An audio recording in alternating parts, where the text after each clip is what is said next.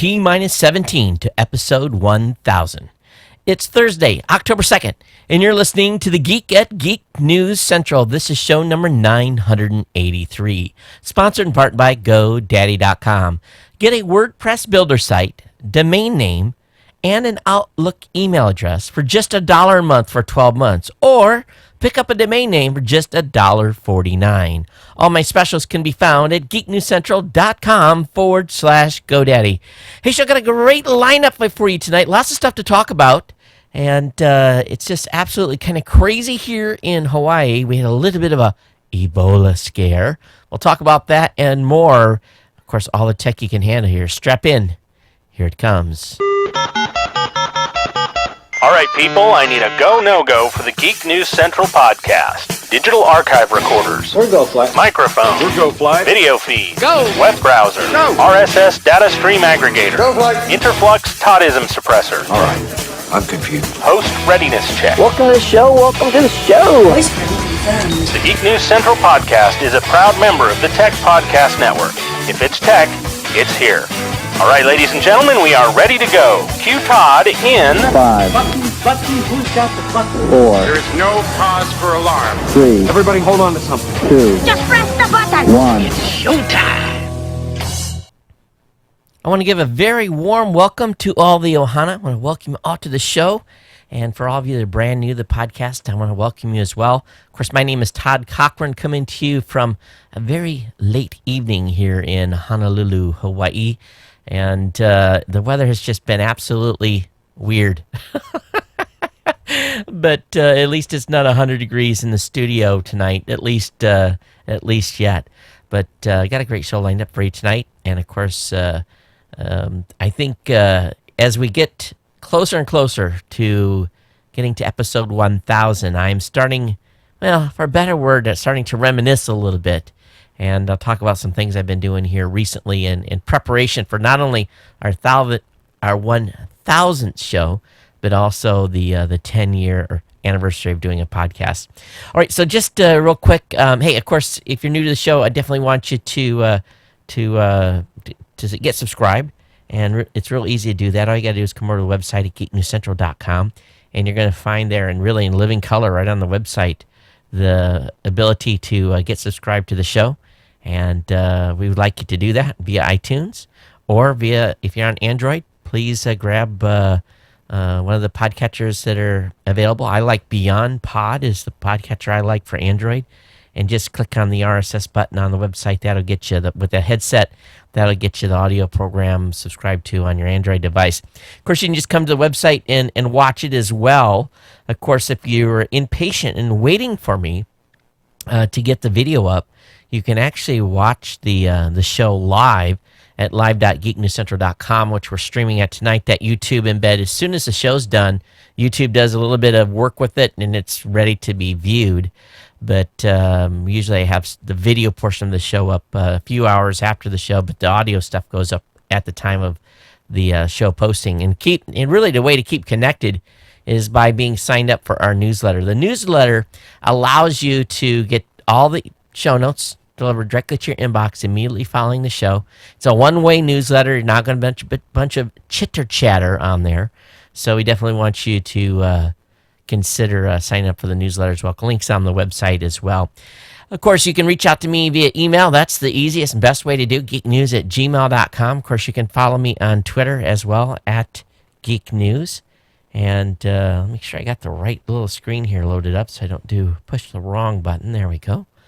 So, but I tell you, I really have been thinking a lot about, where we've been together with this show. And some of you have been here for single and double digits.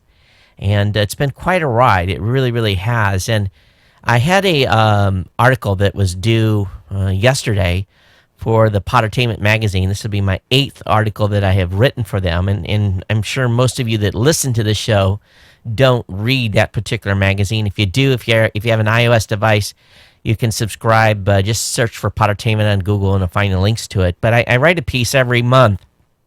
It's usually 1,000 words or so. And really, I kind of was doing this like I got in this mode of like reminiscing and thinking back, and I wrote probably what I would say is my best written piece ever, for a couple page story. I have a gal that works with my team that does copy edit stuff for me because I definitely want the I's to be dotted and the T's to be crossed in those particular articles. And I said, Kathy, I'm sharing this with you. I usually share it with 2 or 3 other people because sometimes it's got technical information in it, but this time it was just me. And I said, and I want to make sure that the article remains in my voice. And at the same time, this will be a little different article that I've ever written before. And she replied to me within about an hour, and she said, "Oh my goodness," she says, I learned a whole bunch of stuff, and that was good. So I'm excited to be able to share that with you. Now, the magazine comes out on the 15th. I'll give the magazine subscription guys a few days, and then I'll post that particular piece up online. Most of you are going to hear what I wrote on the 9th. That's a short 7 days from now when we are at our 10-year anniversary, and I'm going to kind of go back and talk a little bit about, where we've been with this show over the past 10 years. So I don't want to give anything away, but it really kind of has got me in this mode of really thinking about where we've been and where we're going to go. And I'm pretty excited about the future for this show. I really, really am. And, really, you guys are why I'm here. And I love your feedback when you send it to me and your comments, positive and negative. It's always greatly, greatly appreciated. And, you're the reason that this show has done as well as it does and has allowed us to do what we do. And even though, I'm going to talk about GoDaddy here in a few minutes, without you supporting a sponsor, I'd have to get a 9 to 5. So I think that's critical here. But anyway, let's take care of a little piece of business here, and then we'll get into kind of my other stack, and then we'll get into the full-blown show here. We went long on the last one. I'm just going to kind of freewheel it here for the next couple of weeks, and the show's going to be what it is, where it's going to lay, and I hope that all of you will be along for the ride as we do these next 17 shows or so together to get to 1,000. Of course, this show is sponsored tonight in part by our good friends over at GoDaddy.com. GoDaddy's been with us for 9+ years and really making things happen here. And they've got some great, great deals. And this month is no exception, $1.49.com. And if those of you that are watching the video, it shows a gal holding a tablet up and going like, yeah, screaming, yes, $1.49. You cannot get a .com. Cheaper than that. That is the best deal on the planet. It really is. Plus 30% off. We've got these 30% off codes that just absolutely crazy. 30% off all new orders. And if that doesn't get your juices flowing, nothing will. I'm sorry. But GNC30 is the promo code to get you 30% off on all new orders. Geek149 gets a .com for $1.49. Now, we've got some other promos, too, and I talked about it right at the beginning of the show. We can get a domain name, website builder, Microsoft Outlook email address for $1 a month. For $12, you're going to get all that for a year. $12.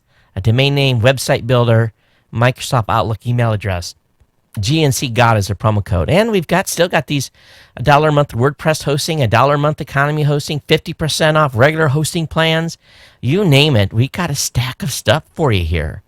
And whether it be GNC 30, Geek 149, GNC God, Press 4, Geeks 12, 50 Host 7, 50 WSB 7, all of these codes can be found at geeknewscentral.com/GoDaddy. We want you to go over there and grab a domain name, grab a hosting account, give one as an anniversary present, give something to your kids to build a legacy.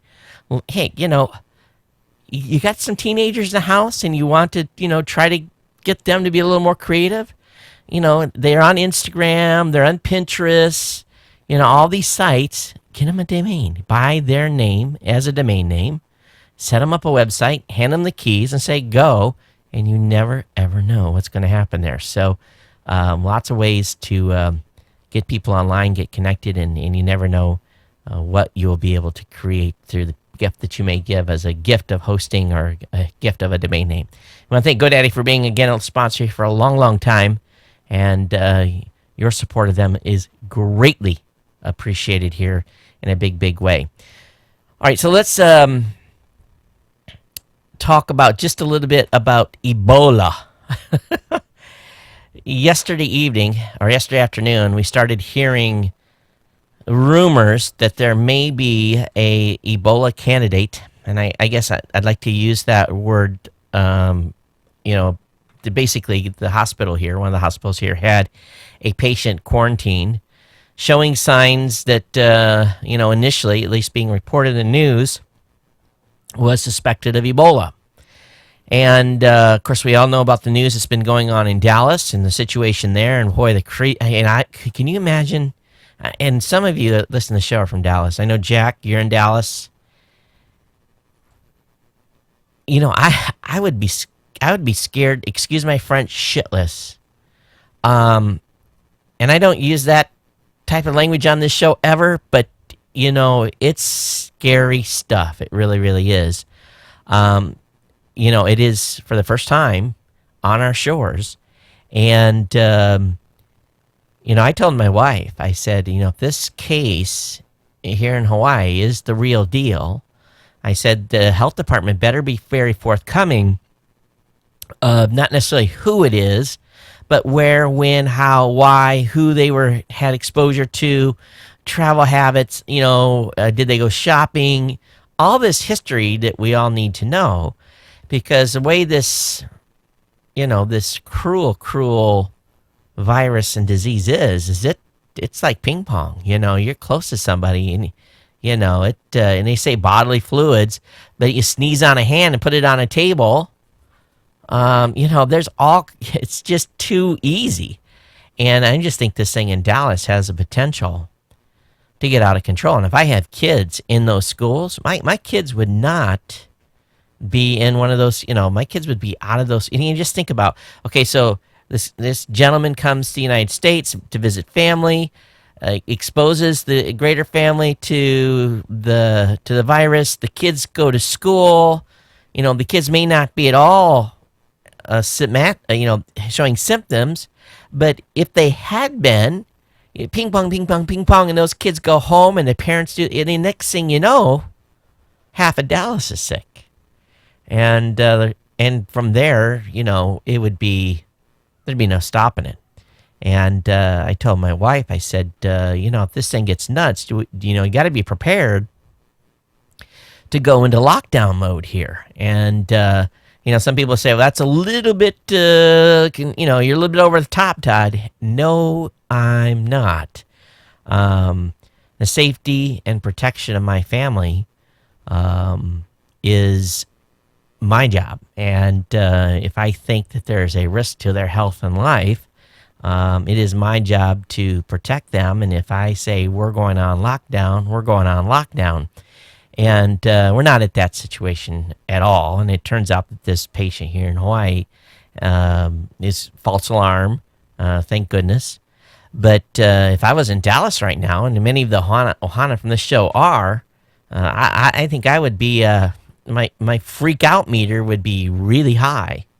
And we've been hearing about this Ebola for years and years and years and years and years, right? And it's always been in West Africa, and sadly killing thousands there. But it's the first time it's made Americans. I don't know about the politics of this, but it seems real simple. Stop air flights. Shut down flights going to and from those countries that are coming to the United States, and any passengers that have originated there.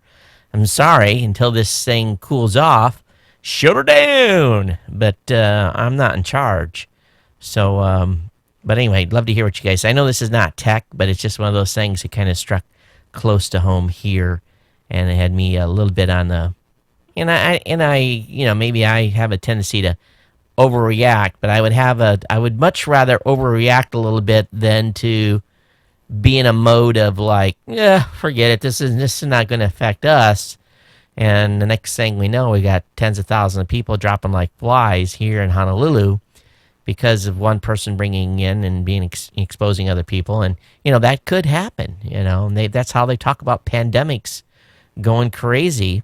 So, anyway, thank goodness it's false alarm. But, man, my heart goes out to those parents and everyone in Dallas for the high amount of, for a better word, freak out time that you're probably, and maybe you're not. Maybe you're not worried. I don't know. I think I would be. I think I'd be tripping pretty hard for sure.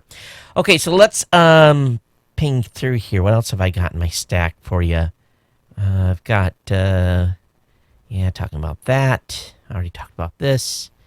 Did I talk about the ghost video I saw a couple shows ago? I had it here in the notes, but I don't remember if I talked about it. That ghost video that police department saw. That was, give me the hivey-jivies. If you haven't seen it, just Google ghost video and police, and you'll find it. It was all over the news. But anyway, hey, my sister has started a business, and ladies and fellas, and again, if I got a show here, I got a great audience, and if you're looking, maybe doing some shopping, she is doing knitting.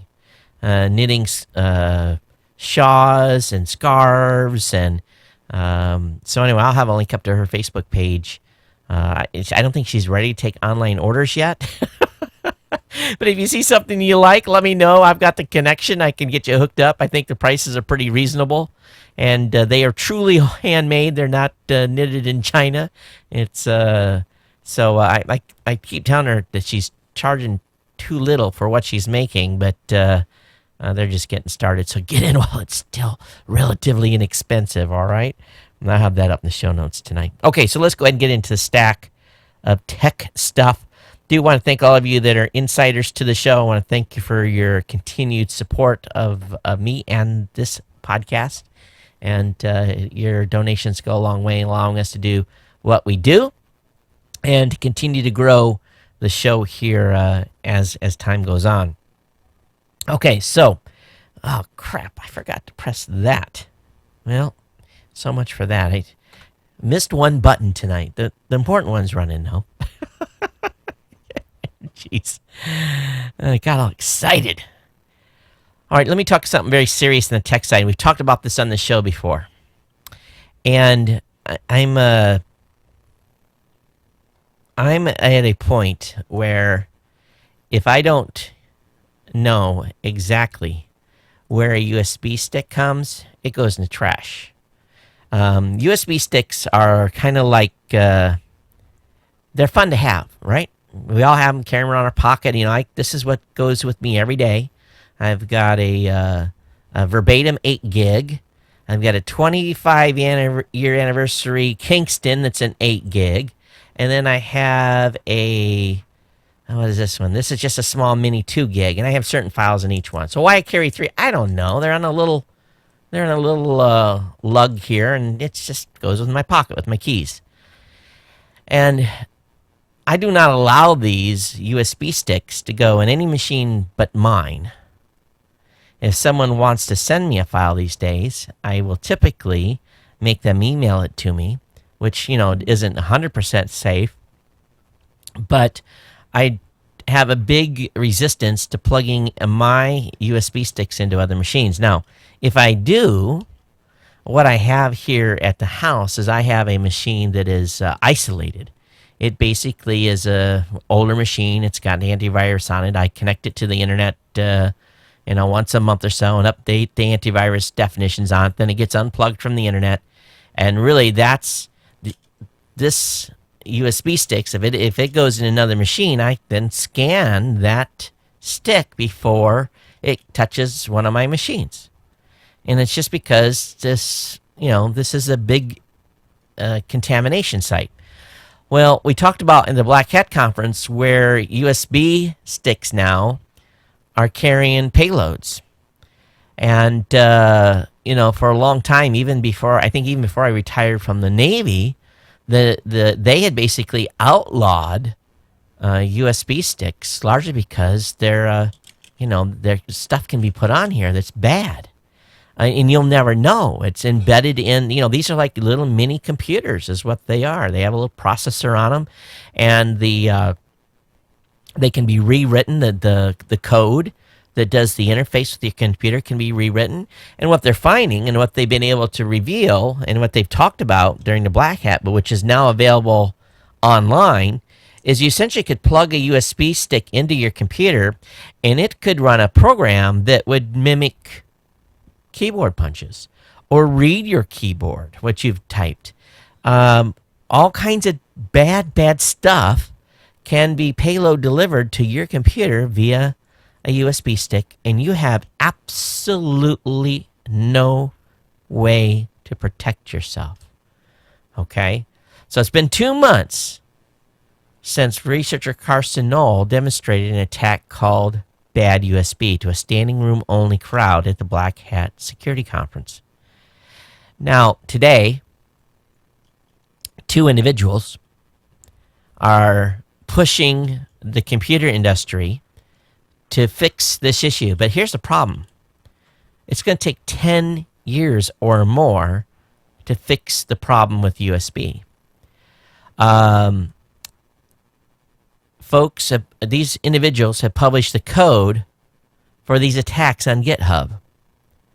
This raises the stakes for USB makers to either fix the problem or leave literally hundreds of millions of users vulnerable. This right here, this USB, and for those of you listening, what I'm holding in my hand is my 3 USB sticks. It could cripple your infrastructure. You could be owned by simply sticking someone's stick into your machine. So I'm really even more anal now when it comes to accepting, a file. I tell them, go put it up on Dropbox or, upload it somewhere. If I don't have to touch it with their machine with a stick, I won't. And, and my kids, I've put this lecture down hardcore. Do not share your USB sticks with your friends. Use Dropbox. I've set this all up for them. Or use Google Drive. Put it up there. So, there's a little bit of in between. And that way, if my kids stick a stick in someone's computer and it comes home and goes into their computer and it's on my network, we're all done. And especially my daughter. My daughter is not, I'm a geek. She's not. She knows how to use the computer. She goes to Instagram. She knows how to use Word. She has to know how to use Google Docs. She plays some games, but she just doesn't understand this. I've had to disinfect computers that she's been on at least half a dozen times. And matter of fact, because I know she has a tendency to get infected machines, I've got her particular machine firewalled.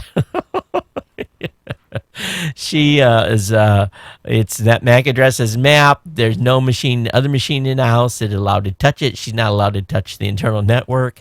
It's just one of those deals. It's just, because she's not savvy enough to the point where I can trust her to, not cause massive destruction to the rest of our computers. But this is a bad situation. So these security researchers who declined to name their employers, which is kind of scary, said that publicly releasing USB attack code will allow penetration testers to use the technique, all the better to prove their clients that USBs are nearly impossible to secure in the current form. And they also argue that making a working exploit available is the only way to pressure USB makers to change the tiny device's fundamental broken security scheme. And really, what is it? It's cheaper to program these on the fly than to build them with them already pre-programmed.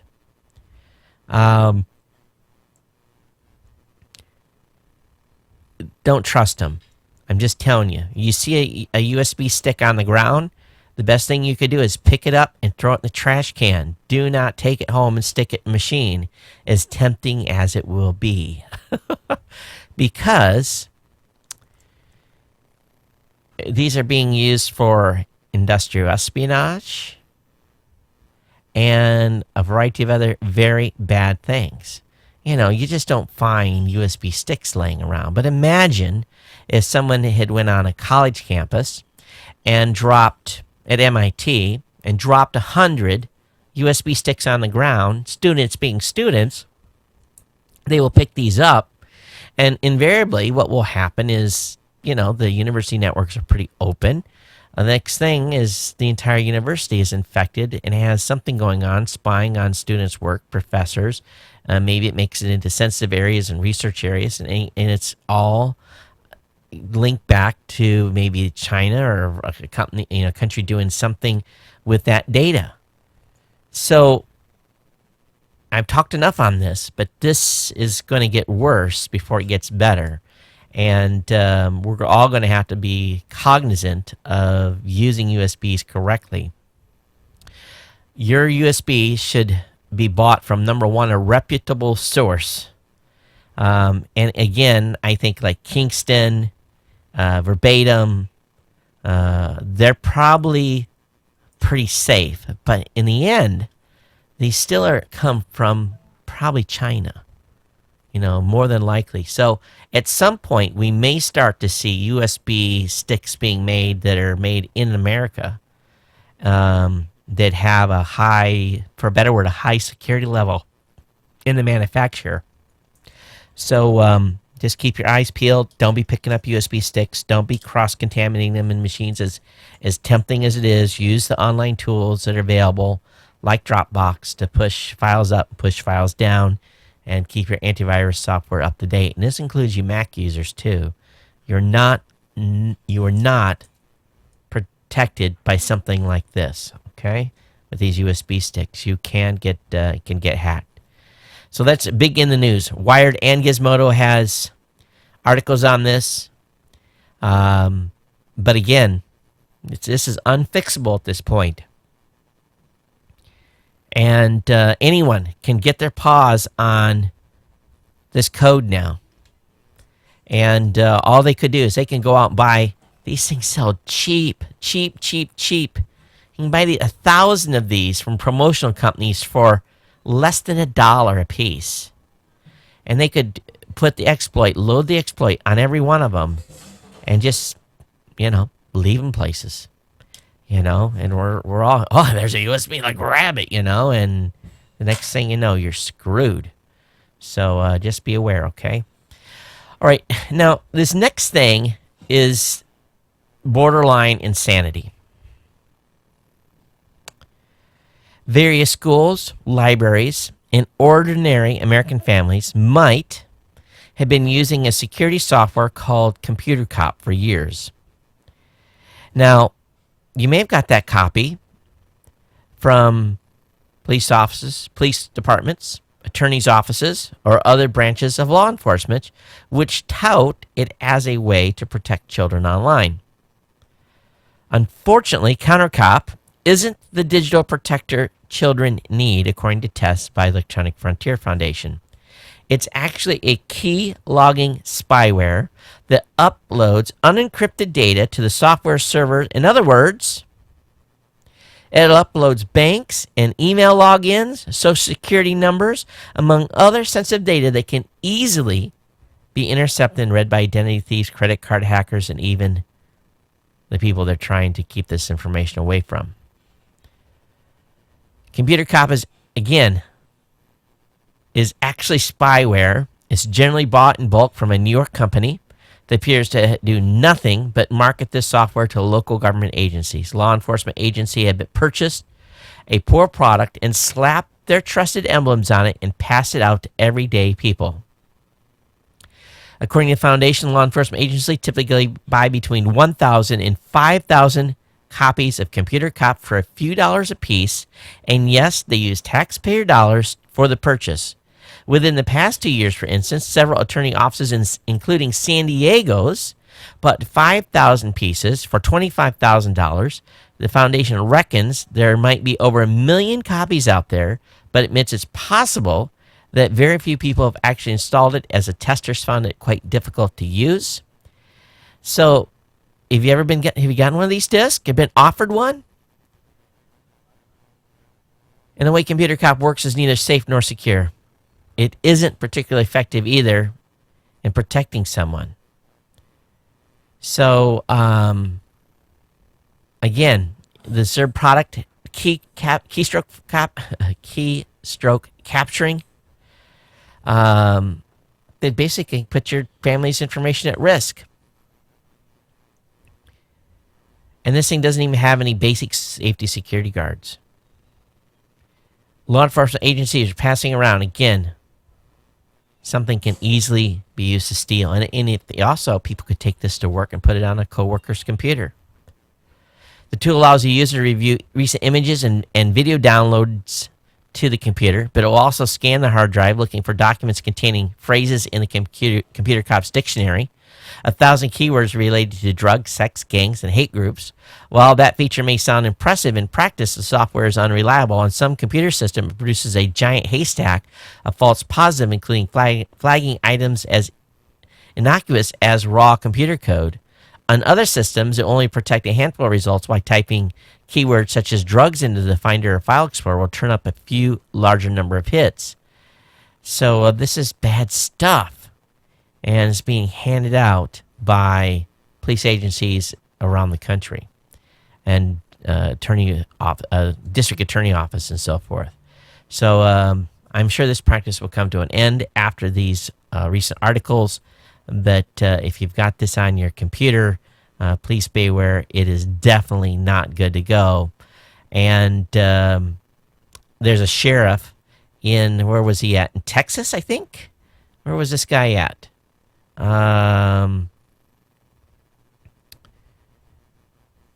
He basically the sheriff called out the EFF saying they weren't credible and insisting computer cop isn't malware.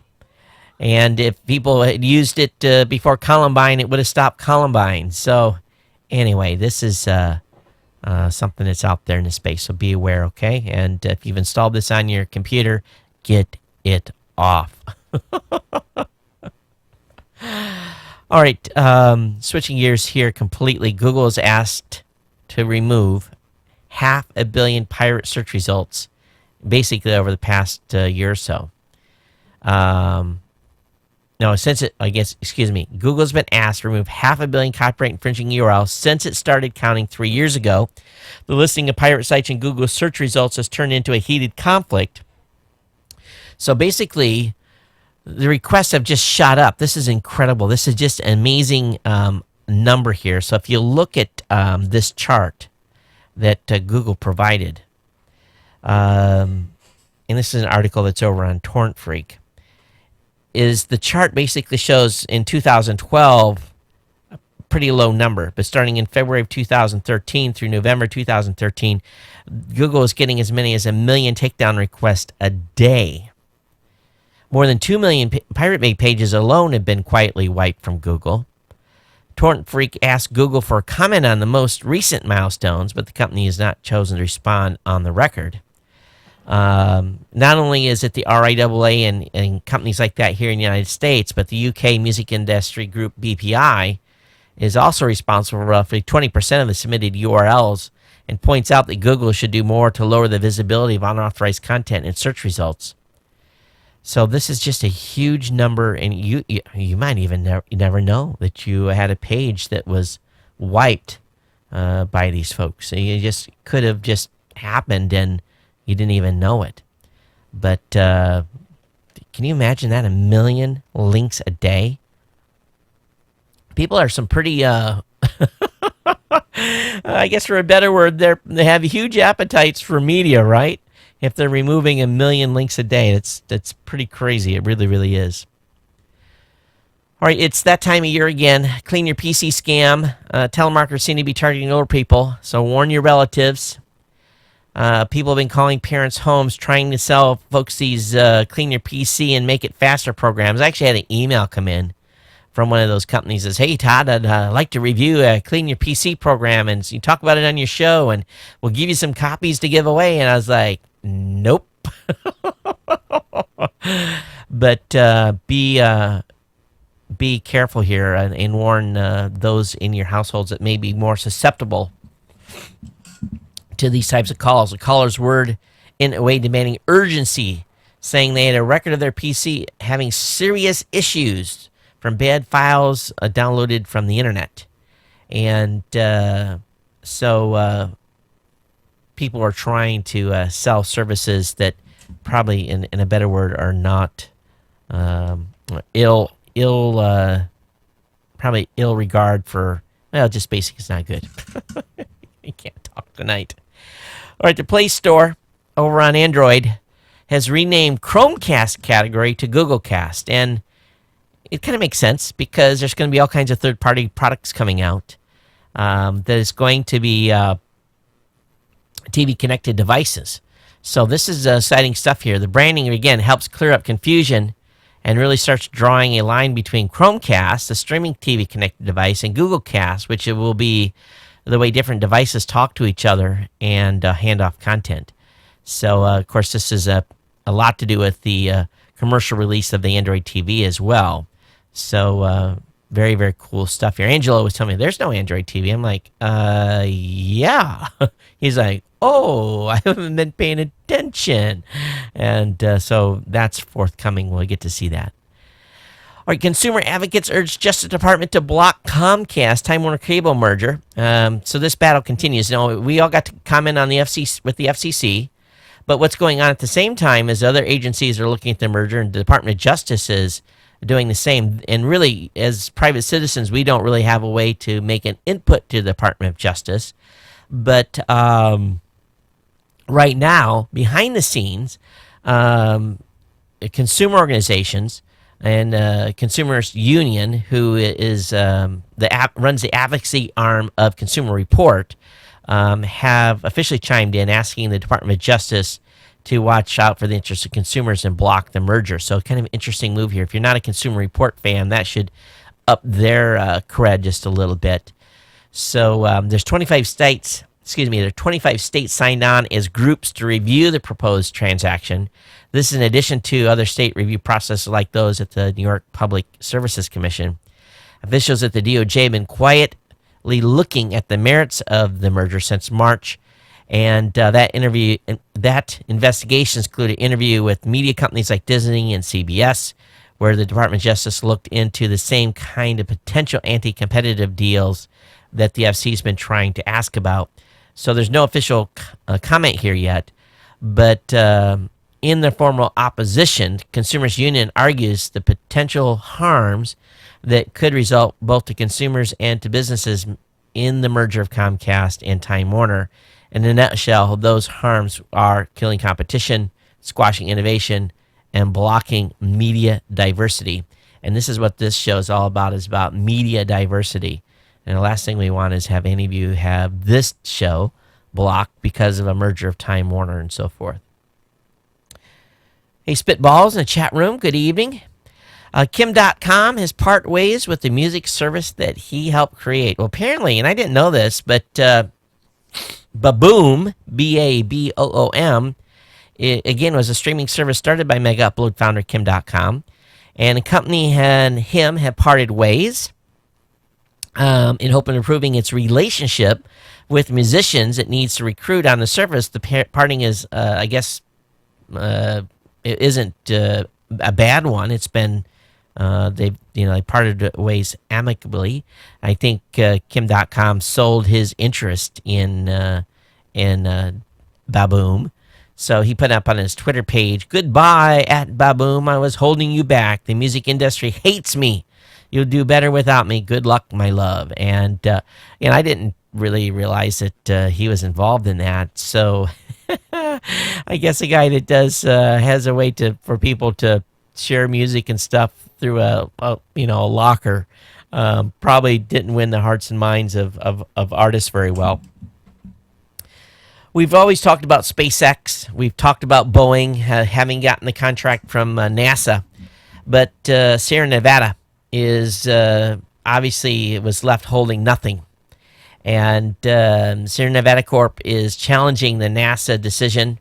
And the GAO, the General Accountability Office, is likely to issue its ruling on the challenge filed on January 5th. Of 2015, but whatever the outcome of that litigation, Sierra Nevada Corp has gotten a mentor in the form of Paul Allen, the co-founder of Microsoft. And Paul Allen is said on Wednesday that he is considering buying a 3-person version of the Dream Chaser for its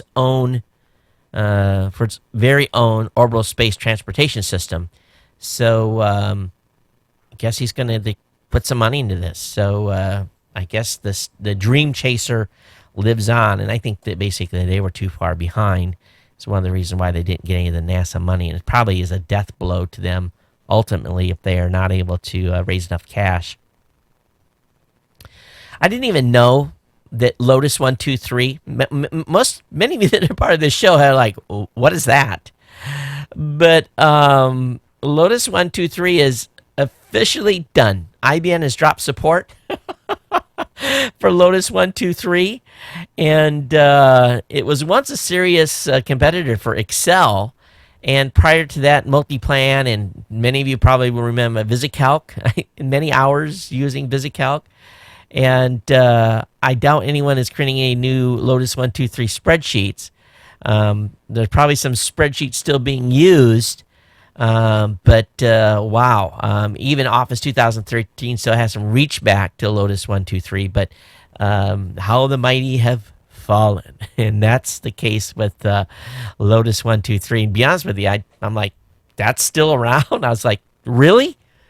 I thought that was like booted a long time ago. You know, I don't think I've even heard anything of Lotus 123 in at least the last, oh my gosh, 10 or more years. So when I saw that today, I was like, huh? So I guess they were still supporting it. Pretty crazy, yeah?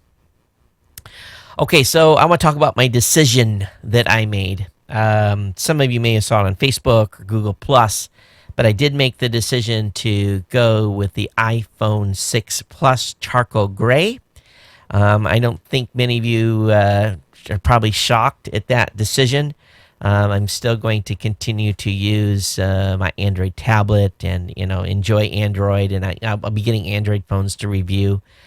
But after having used the Samsung Galaxy S5 and falling in love with the bigger screen, and having looked at the size of the 6 Plus, and considering how I've been using my phone a lot in the last couple of years, I decided to go with the 6 Plus. So Barry, who is our finance director and legal officer at Raw Voice pays for my mobile phone, and my decision and Barry's actually Barry's going to go with the Moto X.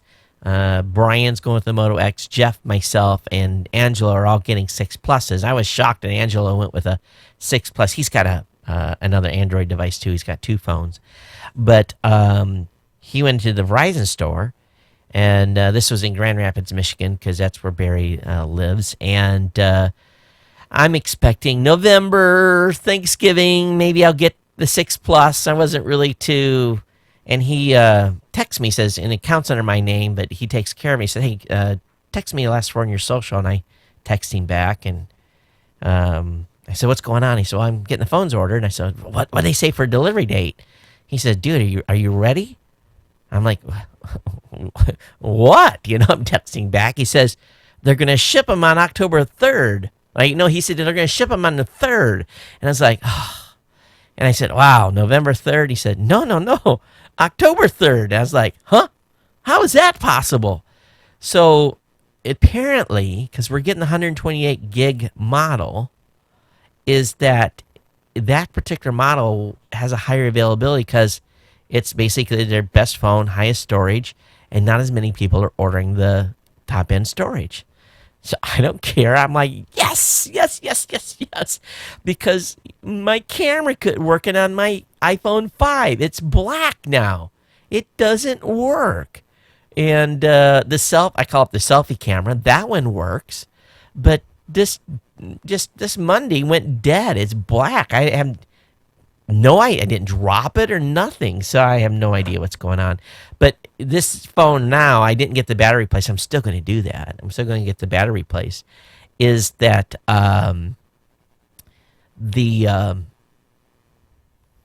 it basically has no battery life. I just took it off the charger, less than 30 minutes ago, it's down to 70%. I have to keep it on the charger almost all the time. It just dies.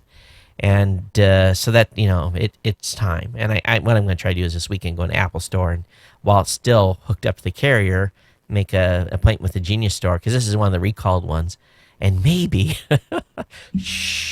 maybe they'll give me a different phone, and I'll get a camera that works. But we will see. It's obviously out of warranty, but time will tell. But anyway, there's a brilliant website that tracks iPhone 6 availability in every single U.S. Apple store. And so if you want to track one, iStockNow.com is the place to go. They will tell you where and what quantities, or if they have them in stock, the phone you're looking for. So be aware of that, okay? iStockNow. Over on Computer World, the FCC is accused of helping net neutrality advocates file comments. And, so many people filed that the groups that want the merger to go through are want the net neutrality thing to, are advocates for a decision against, or for, I guess. Is it for or against? I think we're all against. We're for net neutrality, so they would be against net neutrality. But anyways, a bunch of groups basically said, "Oh, you help people make comments," and no, the FCC says no. We worked with these groups that were driving a lot of traffic to keep our site online so everyone could make comments, and but they're under fire for basically, trying to keep their website up.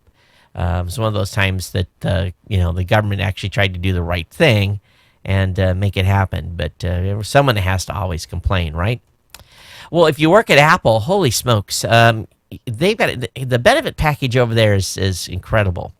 But being an employee has its benefits, and it's gotten a lot better. Apple's head of HR announced on Thursday that Apple would be expanding the benefits program rather substantially. Fortune reports that some of the new perks include longer parental leave, reimbursement for any classes taken, an expanded donation matching program, refinancing on student loans, and stock acceleration in the event of an employee death. This is just a few of the things that Apple's doing to expand their benefits. They're just trying to keep their employees, because there's, they can't do the thing that Steve Jobs was doing and trying to keep from poaching. So these folks are all probably being heavily recruited all the time. I was recruited 3 times this week. It's true. Had headhunters calling me and trying to recruit me, and I'm like, it was some pretty interesting jobs, to say the least. So it's I don't know. I think the Washington Post article put me on some list, because it's all of a sudden I'm getting calls from headhunters, but that hasn't happened in a long time. But anyway, very cool that the folks at Apple, it's nice. They're making enough money. They should do this. Let's talk about this cybersecurity crap. J.P. Morgan today announced that 75 million households exposed in cyber breach. Some 7 million small businesses were also compromised in the computer attack over the summer. Far, far, far, far more than the 1 million customer accounts initially thought to be breached. So how this, it's interesting how these stories go, right? So here we had the White House intruder that only made it through the front door, and he got taken out by a Secret Service agent, right? And then they go to the hearing, and what is the truth is? Well, this guy made it all the way to the East Room. Before being taken, he actually, the intruder actually hurt, or basically took out one of the security guards, and he made it all the way to the East Room with, before an off-duty Secret Service guy tackled this dude. Now, that in itself is like, what? How come they didn't shoot this guy to begin with, I don't care what your politics are. That is absolutely unacceptable that the White House was breached, and even if the president wasn't there, it doesn't matter. It wasn't right, Let's be straight up. We don't want anything happen to any the family, the president. It's I don't care what your politics are. I think we all get behind that. So, it's the story that came out in the news and then the reality at the hearings, right? And then, of course, the guy getting in the elevator with the president with a gun. And I'm just like, you got to be kidding me, It's just, what are they doing over there? So now, here we got this story with Chase, JP Morgan. Oh, it's only $1 million. And now the regulatory filing, contact permission for 76 million households. 7 million. I have business. I do business with Chase.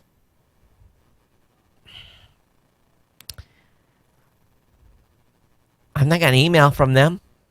Have not got a letter. I have a business account. I have a personal account with Chase. And have I heard from them? No. Am I a small business? Yes. Is there more than 7 million small businesses in the United States? Yes. So are they going to start informing people that were affected? Apparently, our names, addresses, email addresses. No evidence, however, that account numbers, passwords, user IDs, dates of birth, or social security numbers were compromised. I've changed all my passwords anyway. Now, I heard about JP Morgan Chase having this issue in the summer. I went through and immediately did a full reset of every password I had with them. And matter of fact, I've been doing that on a regular basis now. And it's insane that I have to go through. But my banking stuff now I'm changing, I kind of have a reminder that comes up in my appointment calendar to change your passwords. About every 30 to 40 days, I'm doing a complete, I'm using a randomizer to make a random password. I don't generate it myself. So, here we are, JP Morgan, 76 million households. That's a lot. And it's probably almost everyone that probably has an account with them. It's incredible. It really is. Switching gears here to some science news. Satellites have revealed hidden features at the bottom of the Earth's oceans. Oceanographers have a saying, scientists know more about the surface of Mars than they do about the landscape at the bottom of our ocean, but that may soon change. Using data from satellites that measure variations in the Earth's gravitational fields, researchers have found a new and more accurate way to map the seafloor.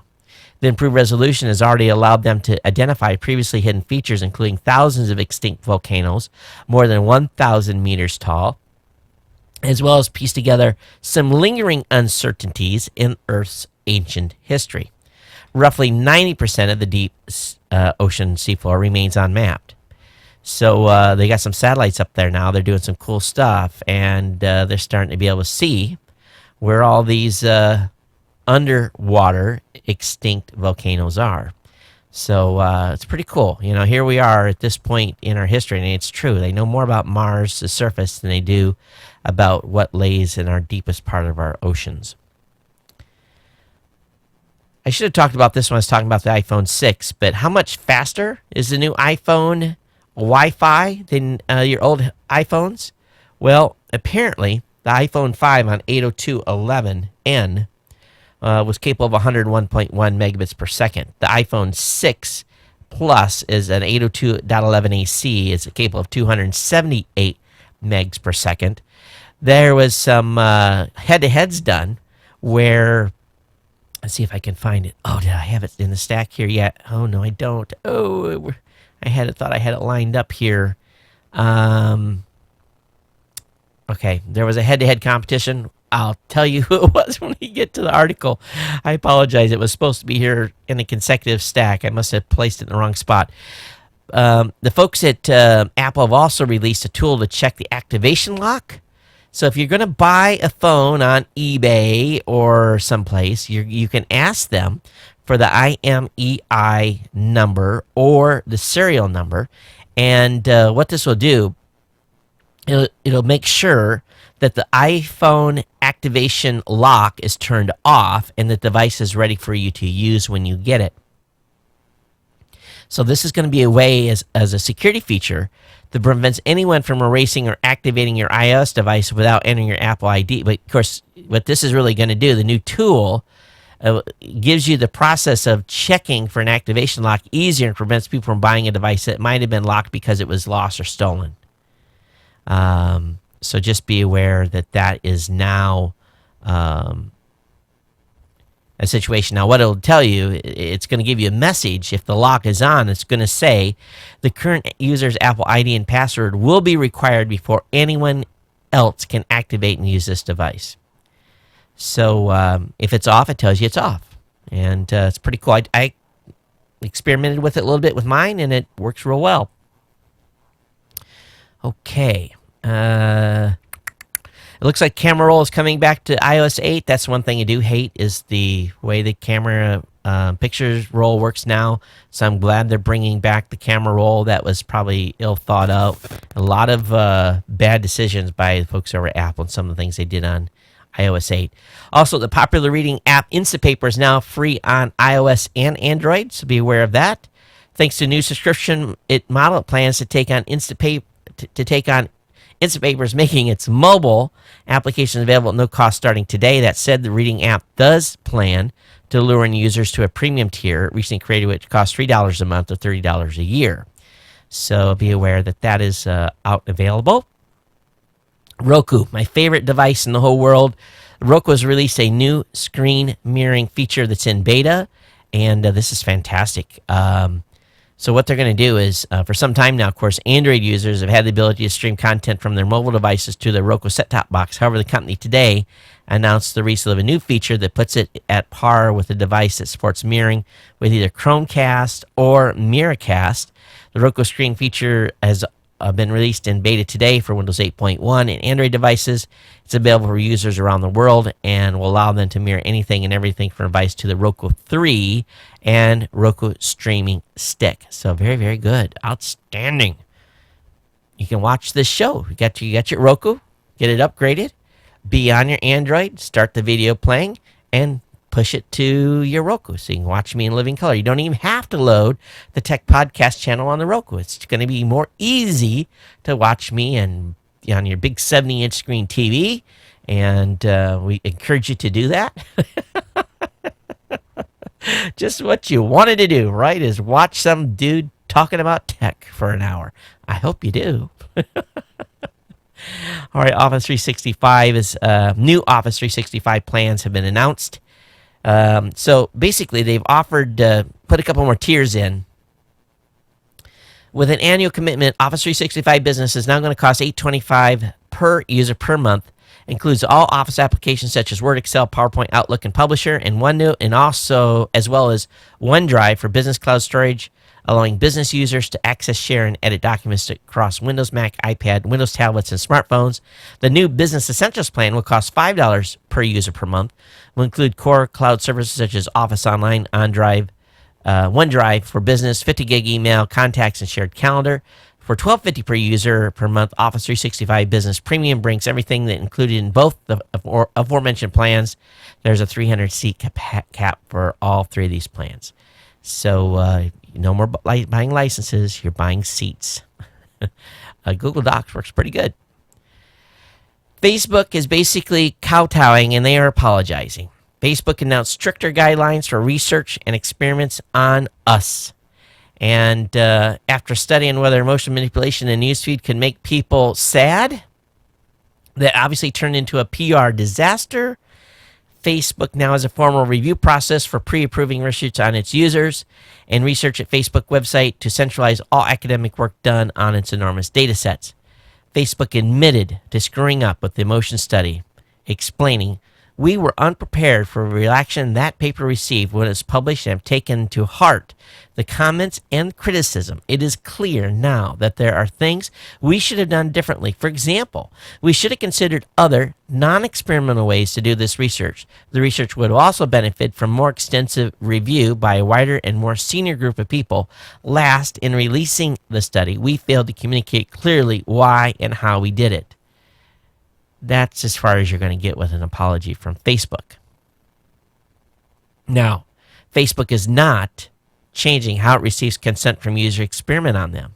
And it doesn't mention any external auditors for research, which could alarm some academics here.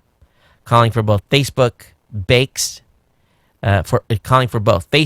consent into its long legalese of terms of service statements So users automatically surrender to experimentation just for using the social network. Bet you didn't know that, right? So I'll have the link up in the show notes. Celebrities hit by the nude hack threaten Google with a lawsuit. Well, here's my comment to celebrities. Are you stupid? Are you idiots? Do you have a D on your forehead? That's dunce? All right, you're a celebrity, right? You are a high-profile person. Someone hacks your account and gets your nudie pictures and downloads them and puts them online. What do you expect? First of all, why are you an idiot taking pictures of yourself naked? Now, if I went into the bathroom and used my blacked out camera here to take a picture of me naked, you guys would all throw up in your mouth, maybe on the floor. But why? They don't say this is a bank. They don't say this is a safety deposit box. These mobile phones are not designed to be like a super high security device. You think they are, right? You think they are. But obviously the hackers have been social engineering and using kinds of workarounds to go in and grab your nudie pics. Don't take any picture on your phone that you wouldn't be embarrassed if your grandmother saw it.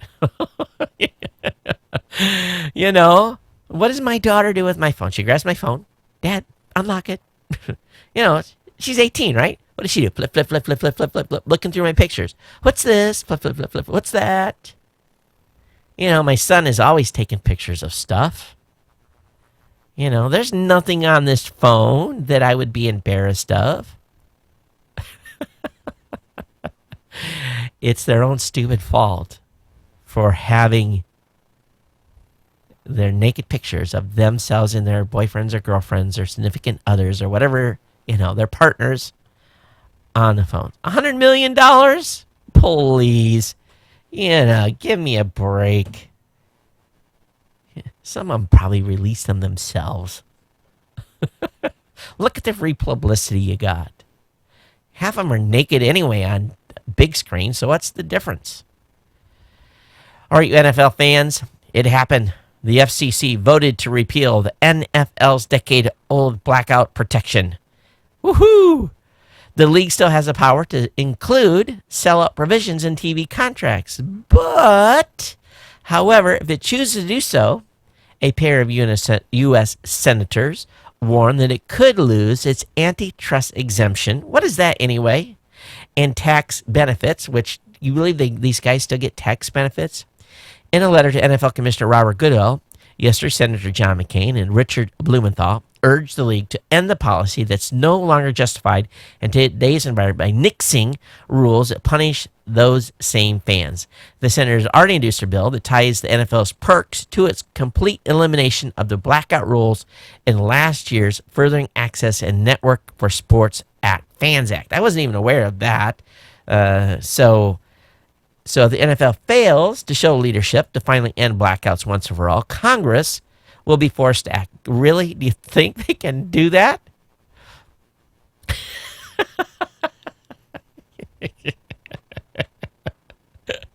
Congress will be forced to act? Who are they kidding? Who are they kidding? Oh my gosh. About a bunch of worthless, old, grumpy old men and women at Congress. All of them. Whatever party, Republican or Democrat, they can't get nothing done except hold out their hand and say, give me some more money. Jeez. I'm sure the NFL commissioner is shaking in his boots. Oh, man, it's killing me. It's just,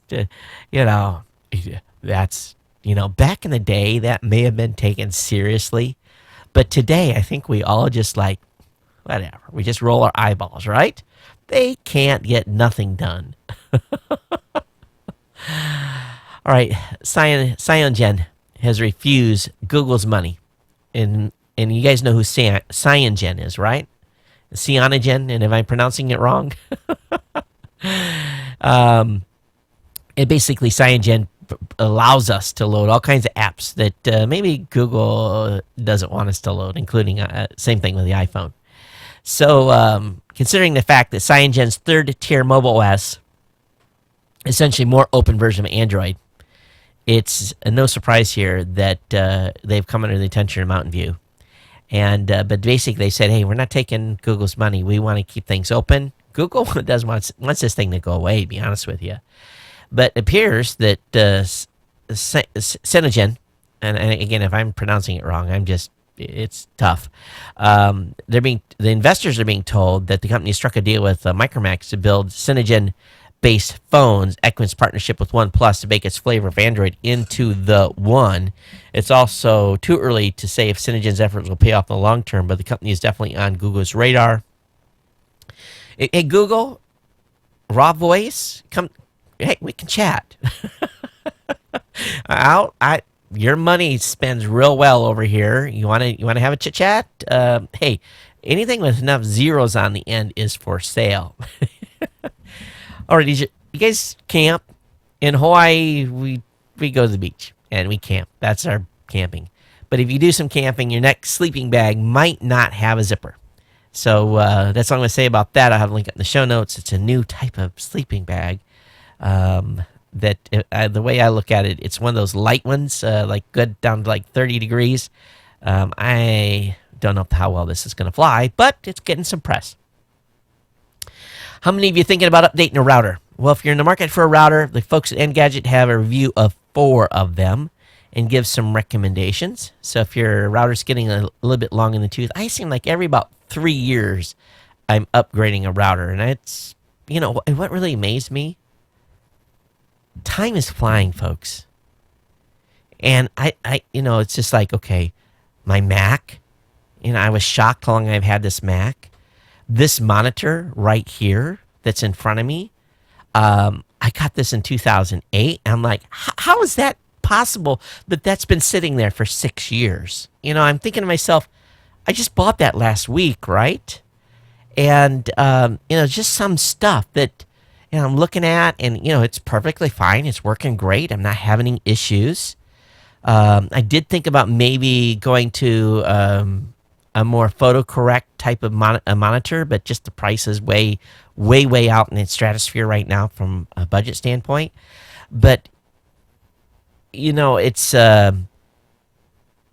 this stuff lasts quite a while now. And I'm just really shocked. And I think about it from a business perspective. I have about 3 years on electronics to write off stuff that's here in the studio. Personal stuff, I can't write off as a business expense, but and I have to use my, home money, etc. I can't use the business check to buy the kids' computers.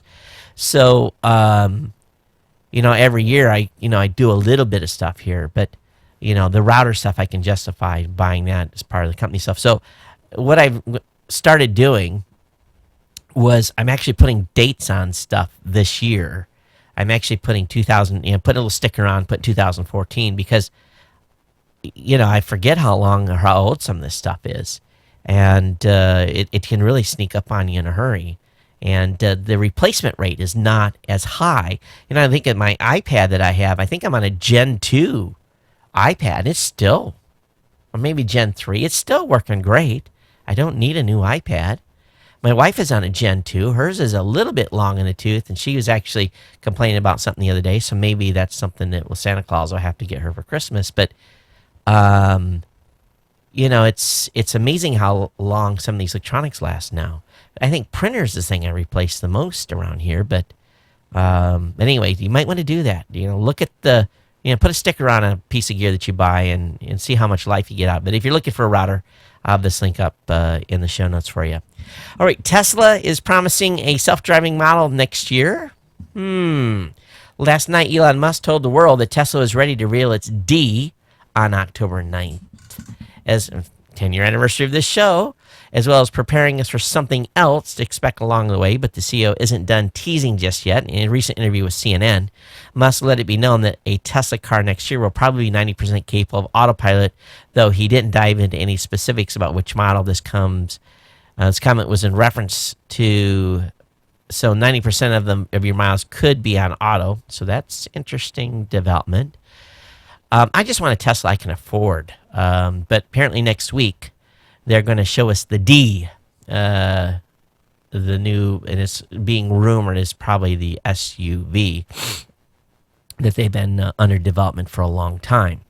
But the internet had fun with the D announcement today for obvious reasons. All right, Flipboard is now finally arriving for Windows Phone, and it's officially released. It's one that actually works, not like the last time when it was released prematurely and didn't flip. So that's available. Also, if you guys use AdBlock, and you're going to be happy to know that Facebook's new Atlas people tracking system, which isn't very popular, is now being effectively blocked by AdBlock. So if you're an AdBlock fan, just to let you know, that's what's going on. Okay, so I told you earlier that the iPhone 6, the Galaxy S5, and the HTC One M8 went head-to-head.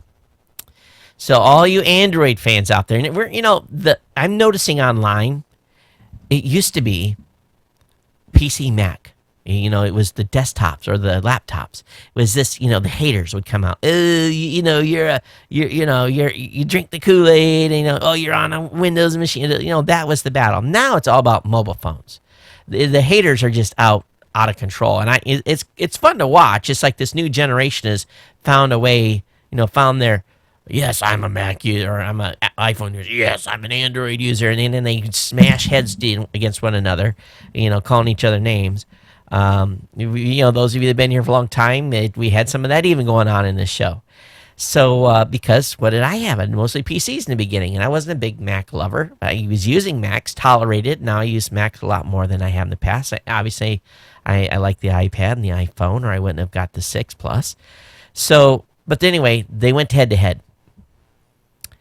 And many were quick to make fun of Apple and the hardware specs under the iPhone 6 hood.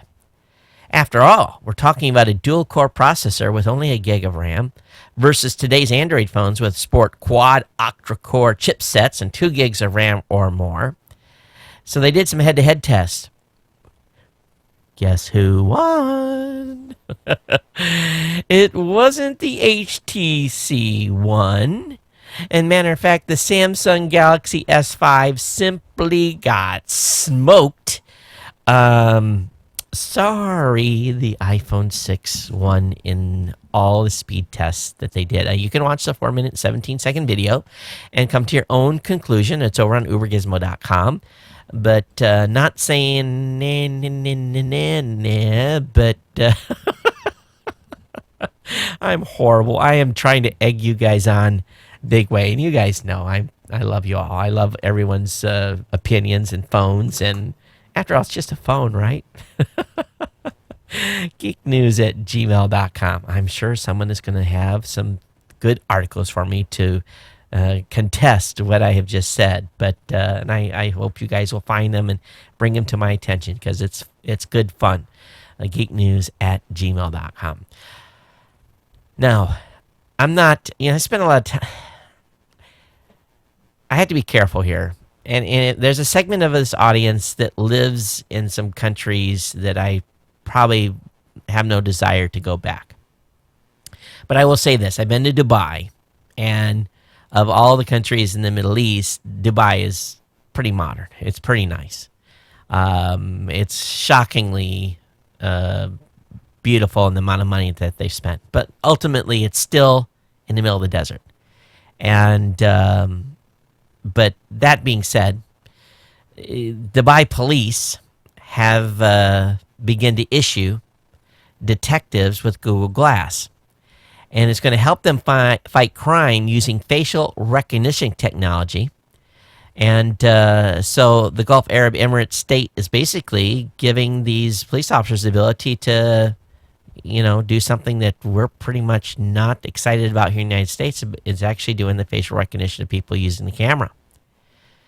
The gadget would be used in the first phase to combat traffic violations and track vehicles suspected of involvement in motoring offenses. A second phase would see the technology rolled out to detectives, the spokesman said. The U.S. internet company said in a blog spot in May that anyone in the United States could buy the gadget for... Okay, Dubai's decision appears in line with the authorities' determination to spare no expense in equipping the police. Of course, last year, Dubai announced it would supply its police with $400,000 Lamborghini sports cars for use at major tourist sites. And here's part of the reason. If you've ever went outside of Dubai and went to one of the other cities, there's these long, straight roads that are just, how should we say it, built for speed. I have, how should we say, been triple digits on some of those highways before. So having one of those types of vehicles is not surprising for me, for the police force. But anyway, Google Glass being used to fight crime in Dubai. If you're a Mac user, TweetBot 3.5 has been out. It's also got iPhone 6 support, interactive notifications, and iOS 8 extensions. Also, those of you that are big Nerf fans, yes, Nerf, there's an incredible foam blaster. This thing, when you guys, ladies, you've got a husband that's weird, or kids that love to play, and that includes the dads. It's a Nerf Rhino machine gun, and this thing is awesome. It shoots 2 Nerf foamies at a time, and comes with a tripod so you can use it like a Gatling gun. It comes with a reloadable turret. This thing is awesome. I don't know how much it cost, but it holds 50 rounds before you need to change the change it out. Of course, you got to go find all the little foamies that you've shot out. But yeah, I saw this and I was like, oh, this is too cool. But anyway, if you have fun with your kids with one of these, wear eye protection, please. We don't want no one to get their eyeballs punctured with a little foamy. You buy groceries from Amazon? I don't. But now you can buy a new flavor of Pepsi directly from Amazon. Pepsi's embracing stevia leaf extract with a new soda called True, but you won't find it at your local grocery store. Curious beverage fans will have to buy it on Amazon. So this is kind of an interesting move here.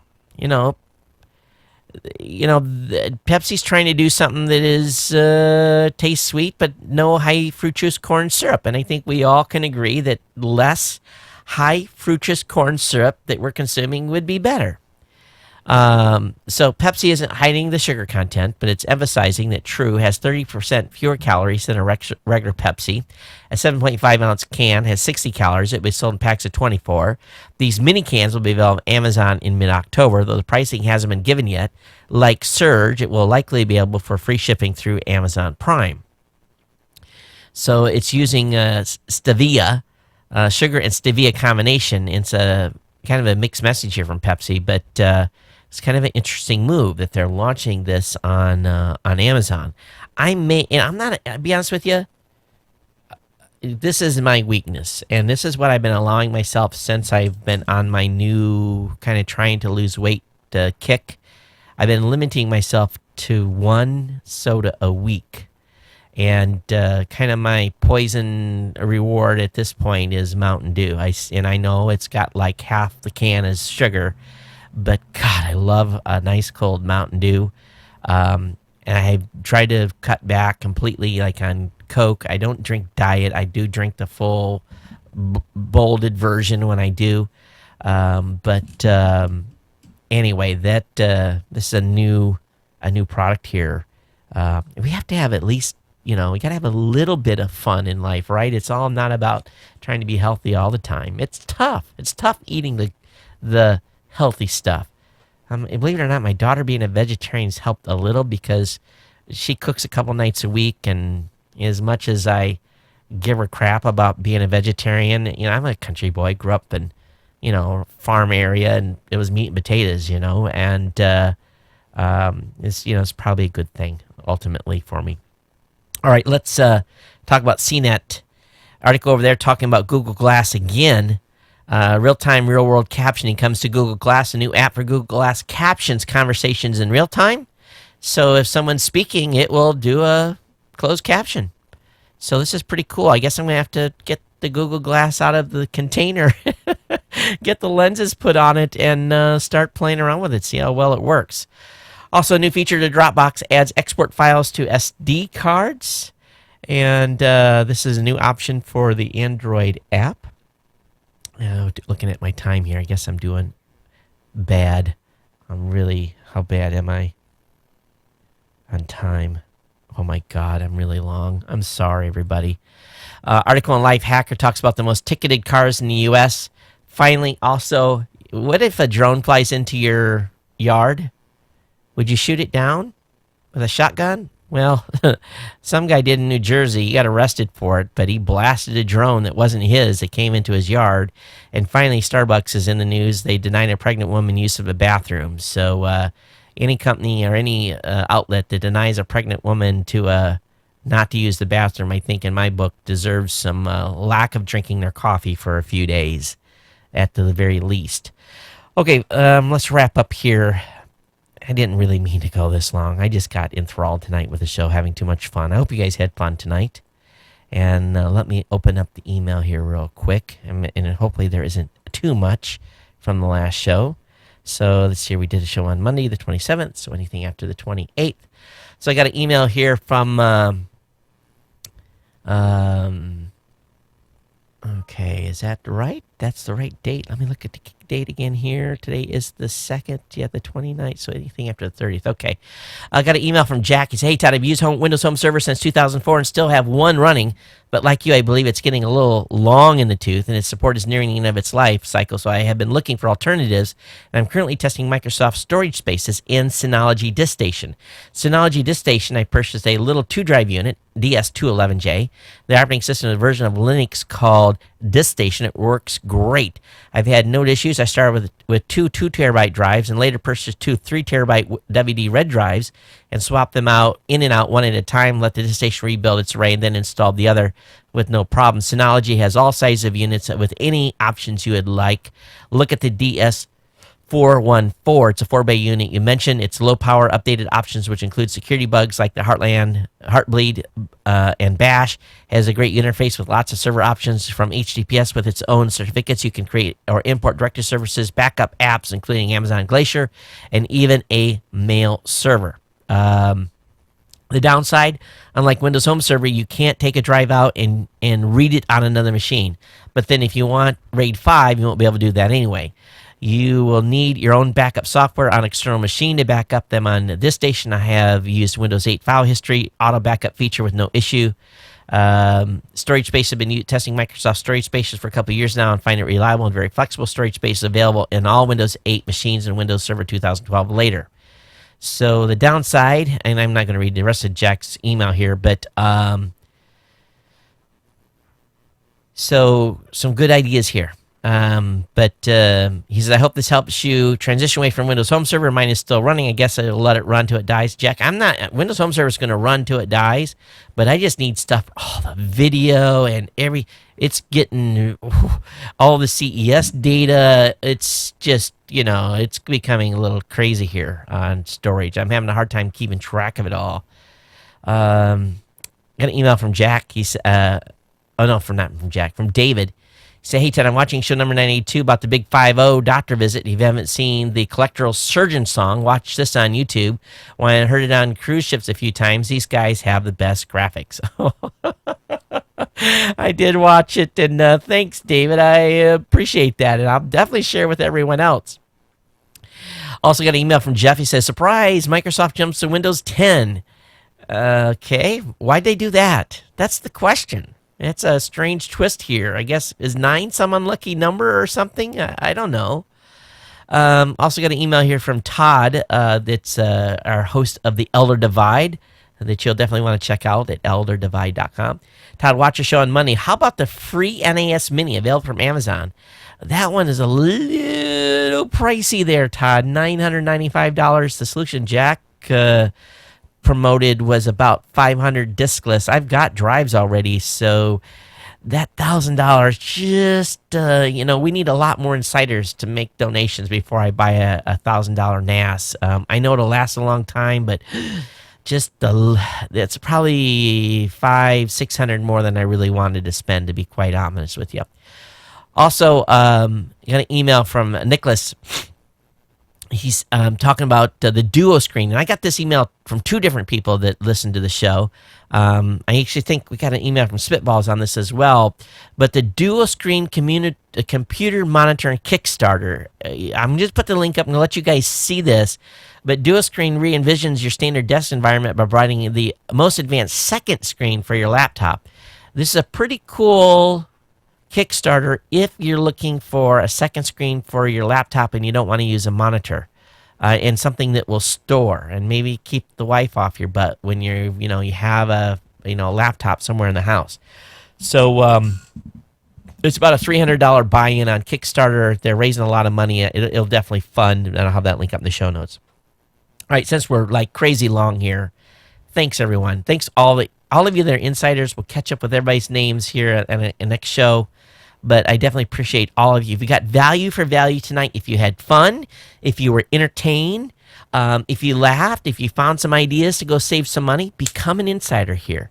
$2, $5, $10, $15, $25 a month. Help me out, build this show, and become an insider at geeknewscentral.com/insider. For all of our insiders, our GNC 1000 folks, and I keep using those terms intermixed here, thank you. Thank you for your ongoing support. And, of course, all of the HANA, throw an iTunes review up there, put a link to the show, write about us in your blog, mention us in your Facebook page. Whatever you can do to support the show is definitely appreciated. It's been my pleasure to bring the show to you tonight. When you email me, let me know about yourself. I want to hear a little bit about you. So, Nicholas and Jeff and all you guys, catch me up. What's going on in your lives? I definitely want to hear from you. Jack, you too. Jack, Emma, Small Biz, Robert, all you guys. So I want to keep up to date. And everyone that does, we definitely want to know what's going on in your lives as well. All right, that's it. Thanks, everyone. We'll see you. We're out of here. Take care next time, and we'll see you on Monday. Everyone take care. Aloha.